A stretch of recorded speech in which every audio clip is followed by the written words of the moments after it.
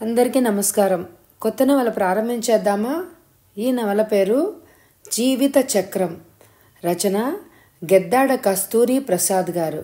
ఈ నవల ఆంధ్రభూమిలో ప్రచురితమైంది. ఏ సంవత్సరమో తెలియలేదండి. ఇంకా నవల్లోకి వెళ్తే స్వదేశానికి, స్వంత వారికి ఎంత దూరంగా వెళ్తుంటే అంత భద్రత తక్కువ అవుతుందని ఎక్కడో చదివింది శృతి. విమానంలో కూర్చున్నదన్న మాటే కానీ ఆ పదాలు శృతి చెవుల్లో మారుమ్రోగుతున్నాయి. ఆ మాటను ఎంత మర్చిపోవాలని ప్రయత్నించినా మనసు ఎదురు తిరుగుతోంది. విదేశాలకు వెళ్తుంది శృతి తన భర్తతోనూ కూతురుతోనూ. అక్కడ తనకు ఉపకారమే జరుగుతుందో అపకారమే జరుగుతుందో తనకే తెలియదు.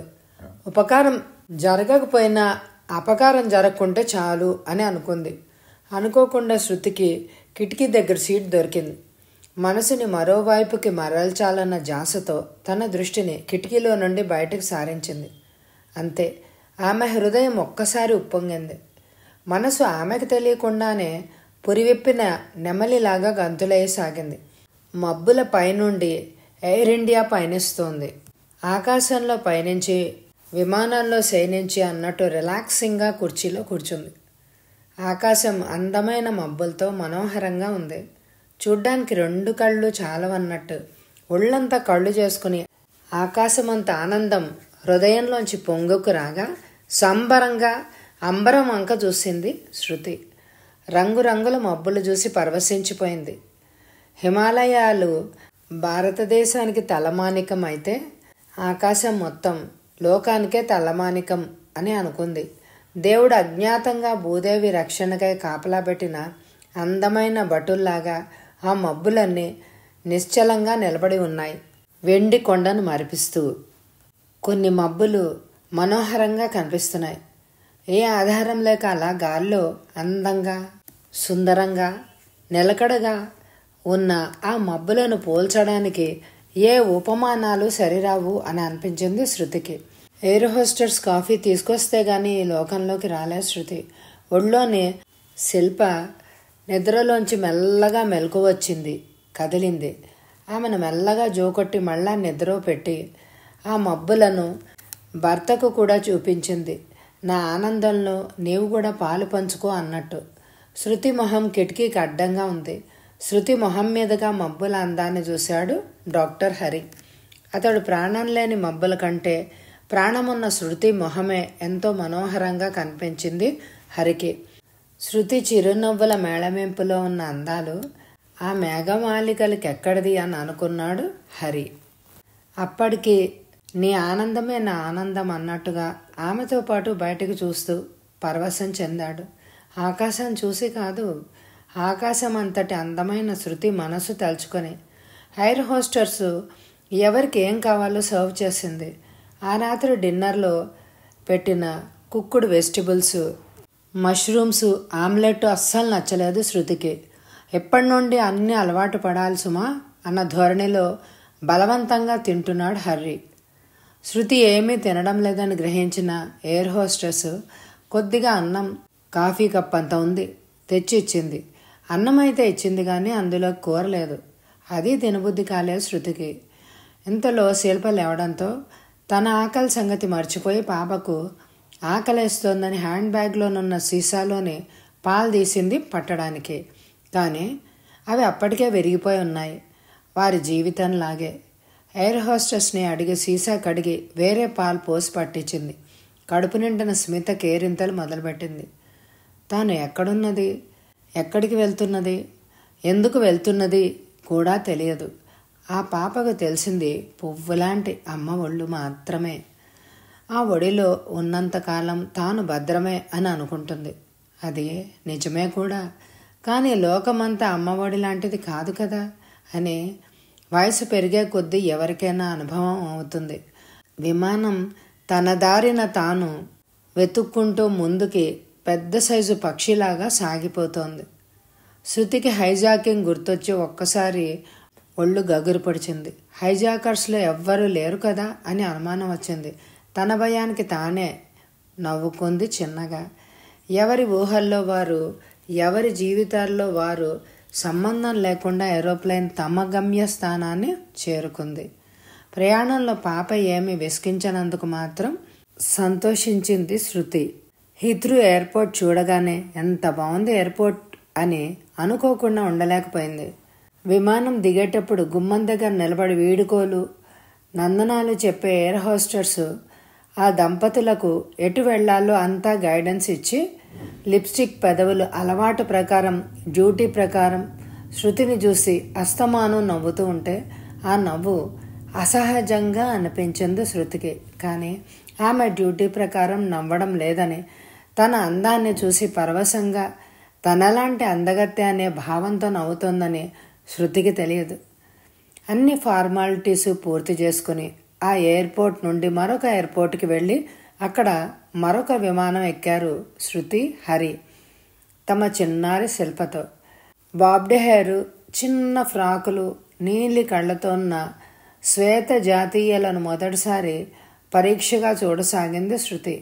ప్రపంచంలో ఎన్ని రకాల మనుషులు, ఎన్ని రకాల దుస్తులు, మరెన్నో రకాల ఆచారాలు, మనస్తత్వాలు కదా అని అనుకుంది. కొందరు నీగ్రోలు పిచగూళ్ళు లాంటి జుట్టుతో, తల్లు కడుపు నుండి కాక గనులు తవ్వితే వచ్చిన బొగ్గుతో పాటు వారు పుట్టారేమో అన్నట్టుగా ఉన్నారు.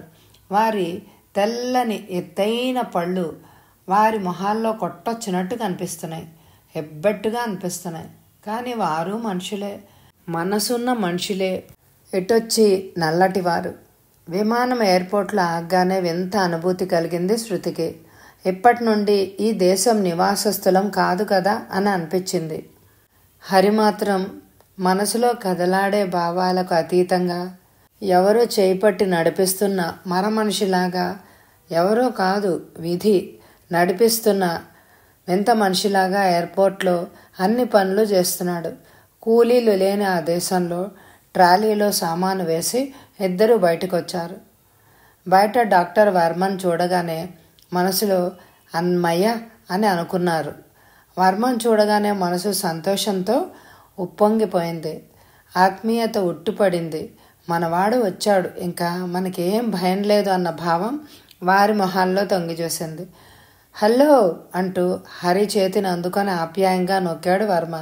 ఏమ్మా, ప్రయాణం ఏ ట్రబుల్ లేకుండా మంచిగా సాగిందా? ఇండియాలో అందరు బాగున్నారా అని అడిగారు.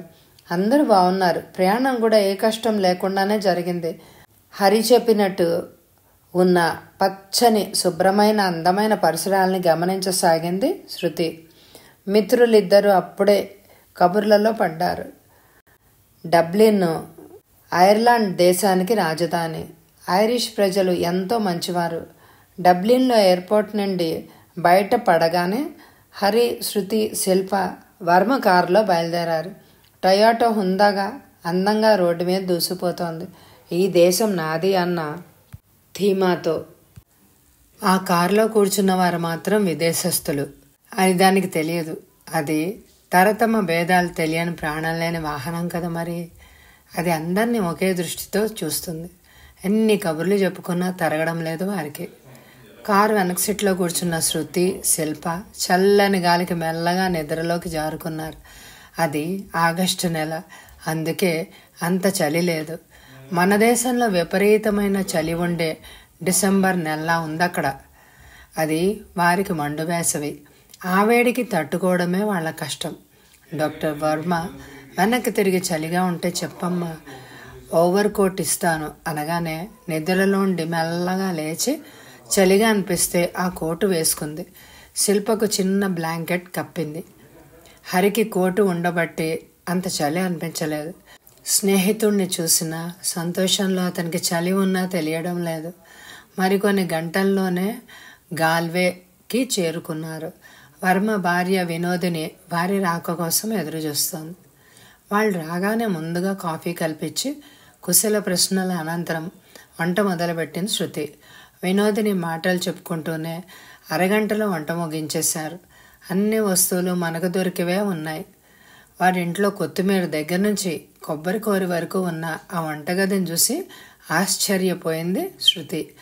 అన్ని రకాలైన ఆధునిక పరికరాలతో అధునాతనంగా ఉన్న ఆ వంట ఇల్లు వదిలి రాబుద్ది కాలే శృతికి.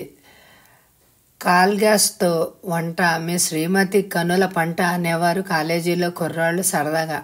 ప్రొఫెసర్లని గ్యాస్ స్టవ్ ఉంటేనే ఎంతో గొప్ప అనుకునే మన దేశం మరికొంచెం ముందుకు వెళ్తే ఆడదానికి ఎంత సౌఖ్యం. ఆ రోజుకి గాల్వేలోనే ఉండి ఆ మర్నాడు అందరూ కలిసి శృతికి ఉద్యోగం దొరికిన ఊరు కార్క్కి వెళ్ళారు.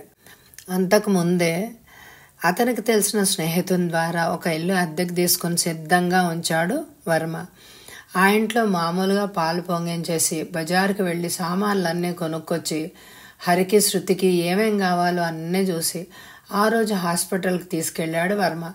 హాస్పిటల్లో ఇద్దరు రిజిస్టర్, ఇక్కడ అసిస్టెంట్ పోస్టుల్లో జాయిన్ అయ్యారు. మనసులో భయంగా ఉంది. అంతా కొత్త. వారి ఎక్సైట్మెంట్ అర్థం చేసుకోవడానికి కష్టంగా ఉంది. ఐరిష్ భాష ఉన్నప్పటికీ అందరూ ఇంగ్లీష్లోనే మాట్లాడుకుంటూ ఉంటారు. మనం హిందీ అప్పుడప్పుడు అవసరమైతే మాట్లాడినట్టు వాళ్ళు మాతృభాషను అలా మాట్లాడుకుంటూ ఉంటారు. ఆ ఊరిలో ఉన్న ఇండియన్స్ అందరి దగ్గరికి తీసుకువెళ్ళి 3వ రోజున వారికి ధైర్యం చెప్పి వినోదిని, వర్మ గాల్వేకి తిరిగి వెళ్ళిపోయారు. వారు వెళ్ళిపోతుంటే అంతవరకు లేని భయం చోటు చేసుకుంది మనసులో. ఎంతవరకు వారు ఉన్నారు కాబట్టి ఏమీ తెలియలేదు. ఫర్నిష్డ్ హౌస్ అద్దెకి కాబట్టి సామాన్ల గురించి ప్రాబ్లం లేదు. బ్లాంకెట్ దగ్గర నుంచి స్పూన్ల వరకు ఇంట్లో అన్నీ ఉన్నాయి. దుకాణాలు కూడా ఎక్కడున్నాయో తెలిసాయి. ఇక ఎటొచ్చి రేపటి నుండి ఎలాగా అని వారి బాధ. శిల్పం చూడ్డానికి కూడా హౌస్ కీపర్ని వారే చూసి పెట్టారు. వారు వెళ్ళిపోతుంటే అప్రయత్నంగా కన్నీళ్లు తిరిగాయి కళ్ళల్లో శృతికి. ఆమె బాధ గమనించిన వినోదిని, మేం మాత్రం మొదట్లో మీలాగే దేశంలోకి వెళ్ళామా అని బాధపడ్డాం. కొత్త వాళ్ళం కదా అని. ఇప్పుడు చూడు అన్నీ తెలిసాయి. ఇంకా మీకైతే అన్నిటికీ మేము ఉన్నాం. అప్పట్లో మాకెవ్వరు చిన్న సహాయం కూడా చేయలేరు తెలుసా అని ఓదార్పుగా అనేసరికి ఆ మాటలకు ఎంతో ధైర్యం వచ్చింది శృతికి. చివరికి నవ్వుతూనే వీడుకోలు చెప్పింది శృతి. ఐరిష్ వారు చాలా మంచివారని, భయపడవలసిన పనేమీ లేదని, వాళ్ల దగ్గర ఎలా ప్రవర్తించాలో విపులంగా వినోదిని ముందు రోజే శృతికి బోధించింది. స్నేహమేరా జీవితం అన్నదానికి ప్రతిరూపంగా వినోదిని, వర్మ దంపతులు వారు వెళుతూ చేతి ఖర్చులకి ఆ నెలకు సరిపడా ఫండ్స్ ఇచ్చి వెళ్లారు. జీతం వచ్చే వరకు వాడుకోమని చెప్పి. స్నేహితులంటే మన కాలాన్ని హరించే దొంగలట. వారున్నంతసేపు కాలమే తెలియలేదు శృతికి. వాళ్ళు వెళ్ళగానే ఒంటరిగా ఫీల్ అయింది. దేశం కాని దేశంలో కొత్త మనుషుల మధ్య వారిని వింతగా చూసేవారితో వారి జీవితం ప్రారంభమైంది. 1 నెల గడిచేసరికి అప్పటికి అలవాటు పడిపోయారు. అక్కడి వారితో ఎలా మెలగాలో అర్థమైపోయింది. చీర కట్టుకున్న వారిని వింతగా చూడడం, మనకు తెలిసినా తెలియకపోయినా ప్రతి వారు మనల్ని హలో అని ఆప్యాయంగా పలకరించడం అలవాటు. ఆ పలకరింపులకు, పరిసరాలకు ఇప్పుడు ఆశ్చర్యపోవడం శృతి. ప్రకృతి మాత్రం ఎప్పుడు పచ్చగా, నిండు గర్భిణిలాగా నిగనిగలాడుతూ పండు వెన్నెల్లోని ఆహ్లాదాన్ని అందిస్తూ హృదయాలను పరవశింపచేస్తూ ఉంటుంది. ఆ రోజు హాస్పిటల్ నుండి హరి వచ్చేసరికి చాలా ఆలస్యమైంది. ఆ వీకెండ్ అతని డ్యూటీ. ఎక్కువ కేసులు వచ్చేసరికి అక్కడే చిక్కడిపోయాడు హరి. హరి రాగానే శృతి వేడిగా ఓవెన్లో నుండి తీసి అన్నం వడ్డించింది. తాను పెట్టుకుంది. అన్నం ఎంతో రుచిగా అనిపించింది హరికి. ఆ చలిలో వేడివేడిగా తింటూ ఉంటే మరింత తినాలనిపించింది. రుచిగా వండడం, ఆప్యాయంగా వడ్డించడం శృతికి సొత్తు. కానీ వారి జీవితమే చప్పగా తయారైంది. చెరుకు తీసిన పిప్పిలా అనిపిస్తుంది. తలంచుకోగానే అప్రయత్నంగా కన్నీళ్లు తిరిగాయి హరికి. అవి శృతి కంట పడనీయకూడదనేదే అతని ధ్యేయం. ఆ కంటనీరు చూస్తే శృతి ఎంత మాత్రమూ భరించలేదు. నీ ఆనందమే నా ఆనందం అన్నట్టుంటుంది ఆమె ప్రవర్తన. భోంచేసి ఒక్కపొడి వేసుకుని వెచ్చని బ్లాంకెట్ కింద పడుకున్నారు. ఇద్దరూ ఉన్నది పక్క పక్కనే అయినా వారి వారి ఆలోచనలు మాత్రం వేల మైళ్ళ దూరంలో ఉన్నాయి. ఆలోచనలు అలసి ఎవరికి ఎప్పుడు నిద్రొస్తే అప్పుడే నిద్రపోతారు. వారి మధ్య వారధిలాగా మాత్రం శిల్ప హాయిగా నిద్రపోతుంది. వారి బాధలతో సంబంధం లేకుండా. మర్నాడు పొద్దున్నే ఫోన్ మోగేసరికి హాస్పిటల్ నుండేమో అని అనుకుంది శృతి. తీరా చేస్తే వినోదిని గొంతు వినగానే ప్రాణం లేచొచ్చినట్టు అనిపించింది శృతికి. అవతల నుండి వినోదిని ఏం మాట్లాడుతోందో తెలియదు. శృతి ఫోన్లో పక్కపక్క పసిపిల్లలాగా నవ్వుతోంది. ఆ నవ్వులే వెన్నెల తరగల్లాగా ఆ గదంతా వ్యాపించి హరిని ఉక్కిరి బిక్కిరి చేస్తున్నాయి. శృతి అంత హాయిగా ఎలా నవ్వగలుగుతోంది? ఆమెకు జీవితం గురించి బాధ, భయము లేవా? లేక అన్నీ మరిచి నటిస్తోందా? నో, అలా నటించే మనస్తత్వం కాదా ఆమెది. స్వచ్ఛమైన మనసు, హరికి ఎంతో ఇష్టమైన మనసు. అందుకే ఆమెను ఏరి కోరి పెళ్లి చేసుకున్నాడు. హరి ఆలోచనలు గతంలోకి పరిగెత్తాయి, అతని ప్రమేయం లేకుండానే. కానీ వద్దు ఆ ఆలోచనలు వద్దు అనుకుంటూనే మనసు ఆధీనం తప్పి చేతిలోనన్న శిల్పను గమ్మున జార విడిచేశాడు. కెవ్వుమన్న కేక విని ఫోన్ వదిలేసి పరిగెత్తుకుంటూ వచ్చి శిల్పను గుండెలకు హత్తుకుంది శృతి. ఎందుకు పడేశారు అని నిలదీసి అడగలేదు. ఎదుటివారిని నిందించకపోవడమే ఆమె గొప్పతనం. పైగా హరి మూడ్ మార్చాలని ప్రయత్నిస్తూ, వినోదిని ఏమందో తెలుసా? శిల్ప ఇంగ్లీష్లో ఏడుస్తోందా తెలుగులో ఏడుస్తోందా అని అడిగింది అని చెప్పి మళ్ళీ పక్కున నవ్వింది. ఆ నవ్వులో శృతి కలపక తప్పలేదు భర్త హరికి. నిజమే, మాట్లాడే వారికి భాషా భేదాలన్నిట్లోనూ తారతమ్యాలు గాని భాషకు రంగు, రుచి, వాసనే కదా. భాష ఏదైనా మనిషి భావం ఒకటే, రంగు ఏదైనా మనిషి మనుగడ యొక్క పరమార్థం ఒకటే. మానవత్వంలో మసలడం. దేశం ఏదైనా ప్రపంచ శాంతిని పరిరక్షించడమే ధ్యేయమైతే ప్రపంచంలో మారణ హోమాలే ఉండవు. ఆ వీకెండ్ ఇంట్లోనే ఉంది శృతి. అప్పుడే స్నానం చేసి దేవుడికి దీపారాధన చేసి ధ్యానం చేసుకుని టిఫిన్ తినబోతుండగా ఫోన్ మోగింది. అప్పటికే ఎంతో ఆకలిగా ఉంది ఆమెకు. ఆ ఆకలిని పక్కకు పెట్టి ఫోన్ అందుకుంది. హాస్పిటల్లో టెలిఫోన్ ఆపరేటర్ నుండి ఫోన్ వచ్చింది. హలో సురితి, హౌ ఆర్ యూ అని అడిగింది. Fine thanks. ఏమైనా పని ఉందా? పని లేక చేసినా పర్వాలేదు అంది సరదాగా శృతి. ఇంట్లో ఉన్న నీకు పని ఉండదు కానీ నాకు పని ఉండదా? నేను ఇప్పుడు డ్యూటీ నుండి ఫోన్ చేస్తున్నాను. నీకు ఒక గుడ్ న్యూస్ అంది. నాకా? గుడ్ న్యూసా? ఏమిటో త్వరగా చెబుదువు. ఆగలేను అని అంది. మనసులో మాత్రం నా జీవితంలో గుడ్ న్యూస్ అనే అదృష్టం కూడా ఉందా అని అనుకుంది. ఇండియా నుండి లెటర్ వచ్చింది. అది గుడ్ న్యూస్ కాక బ్యాడ్ న్యూసా? ఎక్కడి నుండో చెప్పమంటావా అంటూ వీణ ఫ్రమ్ హైదరాబాద్ అంటూ చివర బ్యాడ్ కూడా ఉంది. కానీ ఆ లెటర్ నీకు గుడ్ న్యూస్ ఏమో అని అనిపించింది. బ్యాడ్ న్యూస్ కాదు అంది. ఆ మాటలు అలా చెప్పడం ఆమెకు సరదా. వీణ దగ్గర నుండి ఉత్తరం అనేసరికి శృతికి మనసు ఇంకా ఆగలేదు. అప్పటి వరకు ఉన్న ఆకలి ఏమైపోయిందో. వచ్చిన ఉత్తరమే ఆహారం. ఆమె కడుపంతా నిండిపోయింది. ఇండియా నుండి ఉత్తరం అనేసరికి గబగబా ఓవర్ కోట్ వేసుకుని శిల్పని ఎత్తుకుని హాస్పిటల్కి బయలుదేరింది ఉత్తరం తెచ్చుకోవడానికి. హాస్పిటల్ ఇంటి దగ్గరే. వారికి ఇంకా కారు కొనుక్కోవడానికి డబ్బులు సరిపడలేదు. హరి ఆపరేషన్లో ఉన్నట్ట. రావడానికి టైం అవుతుందని తానే బయలుదేరింది. చంకలోనున్న శిల్పని ఎత్తుకొని చలిలో నడవడానికి చాలా కష్టంగా ఉంది. తాను ఇంట్లోనే ఉంది కదా అని హౌస్ కీపర్ని ఎలిజాని ఇంటికి పంపించేసింది. అందరూ తనని వింతగా చూస్తున్నారు. ఇండియన్ అనే ఉత్సుకతతో చూస్తున్నారు అని అనుకుంది. కానీ శిల్పలో తన తిప్పలు చూసి అవి ఆమెకు తెలియలేదు. ఎవరూ పిల్లల్ని అలా చంకనేసుకొని బయటికి తీసుకెళ్లరు అన్న సంగతి ఆమెకు గుర్తుకు రాలేదు. ఉత్తరం కోసం ఆతృత అలా పరుగులు తీయించింది. ఆ సాయంకాలమే శృతి శిల్పకు తోపుడు బండి కొంది. ఒక్క తోపుడు బండే కాకుండా చిన్న సైకిల్, బాల్స్కి కీ ఇచ్చే మాట్లాడే బొమ్మ, ఇలాంటివి చాలా ఉంది. ఎందుకంటే అక్కడ పిల్లలు చలిలో బయటికి పోయి ఆడలేరు. అందరూ హౌస్ అరెస్ట్ కావాల్సిందే. వారికి బొమ్మలు, టీవీ తప్ప వేరే వ్యాపకమే ఉండదు. అందుకే ఎన్ని టాయ్స్తో కాలక్షేపం చేస్తూ వారి తెలివితేటలను వృద్ధి చేసుకుంటారు. వారి దృష్టి అలా బొమ్మలు ఎలా తయారు చేశారు, ఇంకా ఎలా తయారు చేస్తే బాగుంటుంది, ఏ ఇల్లు ఎలా కడితే బాగుంటుంది అన్నట్టే ఉంటుందే కానీ పొరుగువారు ఏం చేస్తున్నారు, ఏం మాట్లాడుకుంటున్నారు, ఎలా బ్రతుకుతున్నారు, వారిలో లోపాలు ఏమిటో వెతికి తీద్దామా అని, ఎలా అల్లరి పెడదామా అని ఆ తలంపే ఉండదు వారికి. చిన్నప్పటి నుంచి ఎవరి జీవితం వారిదే అన్నట్టు పెరుగుతారు. పెద్దయిన తర్వాత కూడా అలాగే బ్రతికేస్తారు. శృతి వీణ వ్రాసిన ఉత్తరం మరోసారి చదువుకుంది. వీణ ఎదురుగా ఉండి మాట్లాడుతున్నట్టే అనిపించింది. చెల్లిని, తల్లిదండ్రులను తలుచుకోగానే మనసు ఆర్ద్రతతో నిండిపోయింది.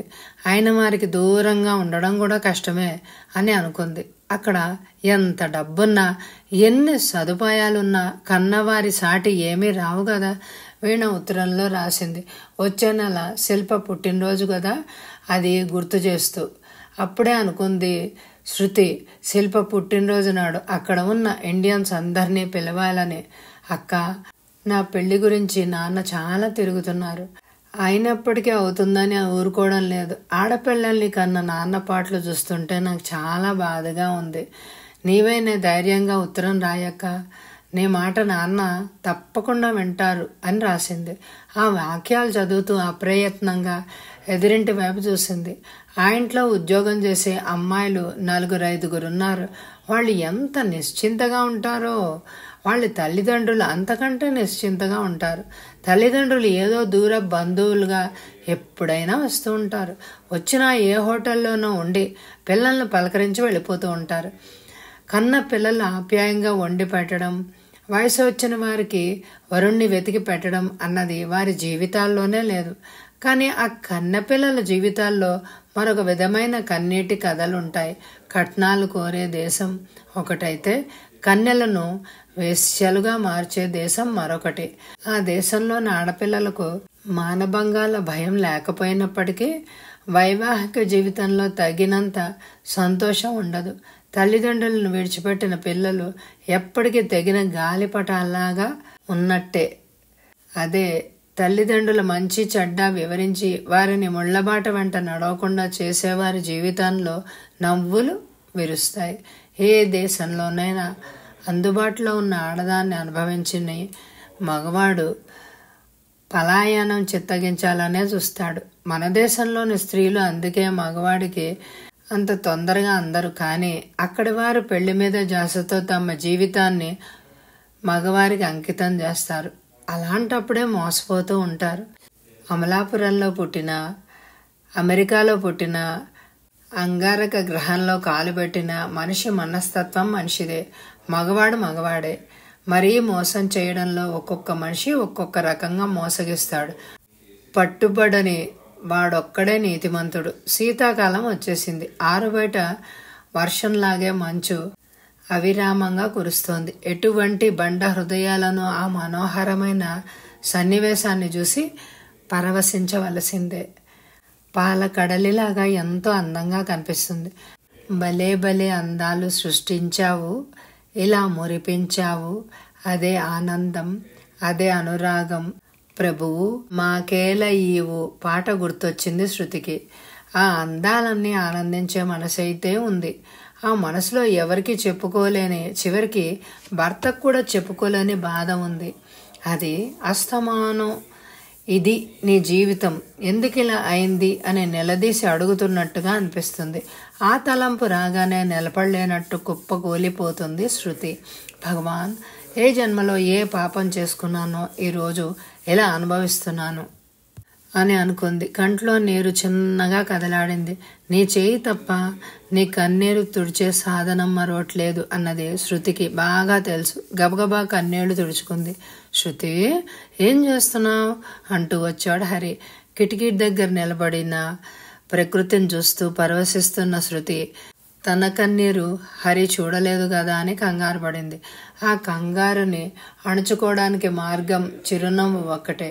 హరి, ఈ మంచం చూస్తుంటే ఆకులు ఆకునై పువ్వులో పువ్వునై అన్నట్టు మంచులో మంచునై అంటే ఎంత బాగుంటుంది కదూ అంది. మంచులో ముచ్చమైపోతావులే, గడ్డ కట్టేస్తావు సుమా, జాగ్రత్త అంటూ వెళ్ళి ఆమె పక్కన నిలబడి తన దృష్టిని కూడా కురుస్తున్న మంచు వైపు సారించాడు. ఆ చలిలో శృతిని గుండెలకు గాఢంగా అత్తుకోవాలన్న కోరికను బలవంతంగా ఆపుకున్నాడు. ఆ కోరిక కలగగానే కోరికతో పాటు కన్నీరు ముందుకొస్తుంది హరికి. కానీ శృతి ఎదురుగా ఏడవడానికి కూడా మనస్కరించదు. ఇద్దరికీ తెలుసు, ఇద్దరు హృదయాల్లోనూ లావాలు పొంగుతున్నాయని. ఆ పొంగే లావాల్ని అణిచిపెట్టేయడం వారికి అలవాటైపోయింది. శిల్ప నిద్ర లేచి పాక్కుంటూ వచ్చి వీళ్ళిద్దరూ ఆ ఆలోచనల నుంచి బయటపడండి అంటూ ఇండైరెక్ట్గా హెచ్చరించింది. సంవత్సరం నిండబోతున్న శిల్ప ముద్దుగా పొద్దుగా చాలా ఆకర్షణీయంగా ఉంది. హాయ్ డార్లింగ్ అంటూ ఆమెను ఎత్తుకుని ముద్దాడాడు హరి. హరికి శృతి తర్వాత పంచ ప్రాణాలు శిల్ప. తన రక్తం పంచుకు పుట్టిన శిల్ప అంటే చెప్పలేని అనురాగం.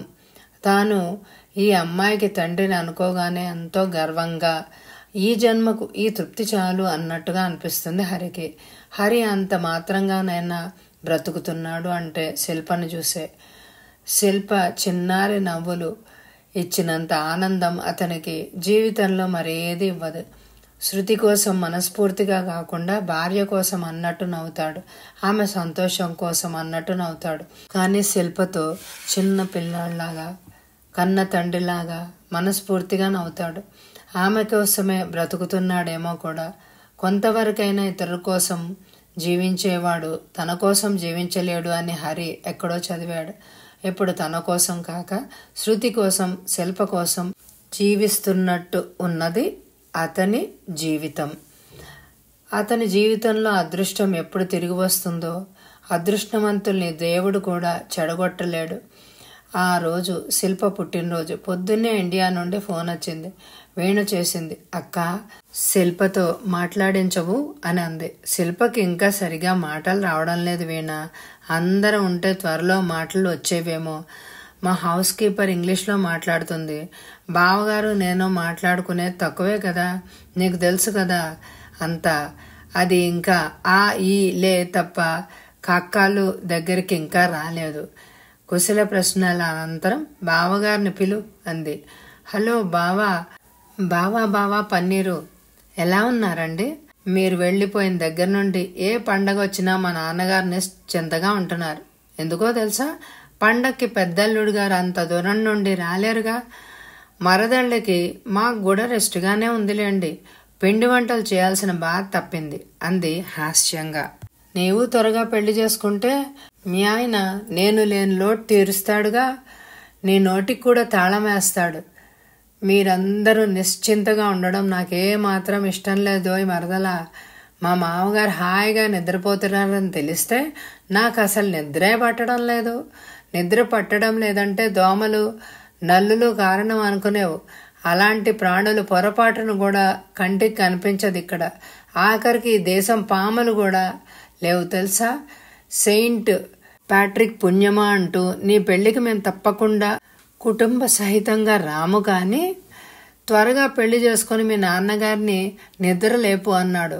వెనక నుండి శృతి చిన్న చిన్న మాటలు అందిస్తూనే ఉంది. చివరగా ఉంటాను బావగారు, సారీ బావా పన్నీరు అని ఫోన్ పెట్టేసింది. బావా పన్నీరు కాదు, బావా కన్నీరు అని. పాపం వీణకేం తెలుసు అని అనుకున్నాడు బాధగా. శృతి తండ్రికి, శృతి పెద్ద కూతురి, శృతి తండ్రి మహాసంగీత విద్వాంసుడే కానీ పేదవాడు. తన 4 కూతుళ్ళకి శృతి, వీణ, పల్లవి, కీర్తన అని పేర్లు పెట్టాడు. ఇంకా ఆడపిల్లలు పుట్టి ఉంటే ఇంకా కళ్యాణి, భైరవి, సావేరి అంటూ రాగాల పేర్లు కూడా పెట్టి ఉండేవాడేమో అని అనుకునేవారు ఆ పిల్లలు చిన్నగా ఉన్నప్పుడు. వారు ఎదిగి కట్నపిశాచి భయంకరంగా అతన్ని భయపెట్టినప్పుడు. కానీ 4 పిల్లల్ని ఎందుకు కన్నాన్రా దేవుడా అని అనుకోకుండా ఉండలేకపోయాడు. నారు పోసిన వాడు నీరు పోయలేదు. అదృష్టం కొద్దీ శృతిది లవ్ మ్యారేజ్ కాబట్టి ప్రాబ్లం లేకపోయింది. ఆమెకి ఎంత ఖర్చు పెట్టి డాక్టర్ చదివించాడో ఆమె జీవితం ఆయన అనుభవించకుండానే ఆమె జీవితం హరితో పంచుకుంది. అతను శృతిపై పెంచుకున్న ఆశలు బూడిదలో పోసిన పన్నీరు అయ్యాయి. అయినా బాధపడలేదు. ఒక పెళ్ళైనా కట్నం లేకుండా అయిపోయింది కదా అని అనుకున్నాడు. గెద్ద వచ్చి కోడిపిల్లలను తన్నుకుపోయినట్టు తన్నుకుపోయాడు. హరి శృతిని. అయినా వేదాంతం శర్మ గారు ఒక పిల్ల భారమైన తప్పింది చాలు అని అనుకున్నాడు. ఆడపిల్లలు పుట్టినప్పుడు ఇంటికి లక్ష్మి అనుకున్నాడే కానీ గుండెల మీద కుంపటి అని అప్పట్లో తెలియదు. సంవత్సరాలు గడిచే కొద్దీ సామెతలు కూడా వాటి ప్రభావాన్ని పోగొట్టుకుంటున్నాయేమో. ఇప్పుడు మగపిల్లవాడు కట్నం తెస్తాడు అని తలిచే తల్లిదండ్రులు ముందు ముందు కన్యాశుల్కం వస్తే ఏం చేస్తారో. అప్పుడు మగపిల్లవాడు గుండెల మీద కుంపటవుతాడేమో. శిల్ప పుట్టిన ఆ రోజుకి ఆ వీధిలో ఉన్న తెలుగు కుటుంబాలకు భోజనం పెట్టింది శృతి. అందరూ డిన్నర్కి వచ్చారు. అందరూ వచ్చిన ఆ రోజున చాలా సంతోషంగా గడిచింది. అందులో ఏ దంపతుల్ని చూసినా హరి మనసు కలుక్కుమనేది. వారందరూ ఎంతో సంతోషంగా ఉన్నారు కదా అని పదే పదే అనుకున్నాడు. తమ జీవితంలో విధి వక్రించకపోతే తాము కూడా అంతకంటే 1000 రెట్లు 1,00,000 రెట్లు కాదు 1,00,000 రెట్లు ఆనందంగా ఉండేవారు కదా అనే తలంపు అతనిని హుషారుగా ఉండనివ్వలేదు. వచ్చే ఎపిసోడ్లో ఇంతకీ శృతికి హరికి ఏం జరుగుతుంది, ఎందుకు ఆనందంగా ఉండలేకపోతారు, అది తెలియాలంటే ఈ ఎపిసోడ్ని లైక్ చేయండి. వచ్చే ఎపిసోడ్ కోసం ఎదురు చూడండి. Thank you very much my dear friends.